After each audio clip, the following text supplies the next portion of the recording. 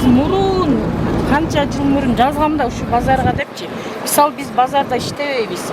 Мен өзүм инвалид алам, 2-топтогучу. Анан бизге окшогондорго биз место берип койсоңуздар болобу? Мен бул жерде базардын курулушу боюнча мынакей азыртадан курулуш башталгандан баштап көзөмөлгө алдым да. Бул кандай адамдарга кандай жол менен берилет?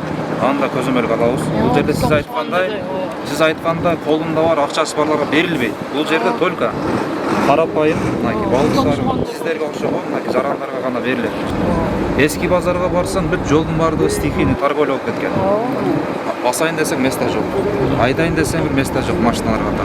Биз ошонун баардыгын азыр ушул жака көчүрөбүз. Жаңы базарды да ушул жака көчүрөбүз. Ал жерде жөн эле базар алтын кармап отурат, же иштетпейт. Жөн эле местен кармап эле отурат да.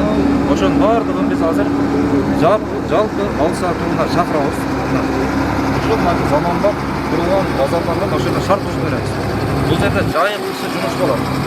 Жайында кондиционери менен, кышында отоплениеси менен, шарттар менен, шарттар менен. Ошондой эле мынакей подвалда бул жерде сокольный деп коет, сокольный этаж. Бул жерде складский помещениялар карап чыкты. Склад. Сактай турган кампалар. Хранениялар болот мисалы. Ар бир алган точкаларга ошолорго забит берилет.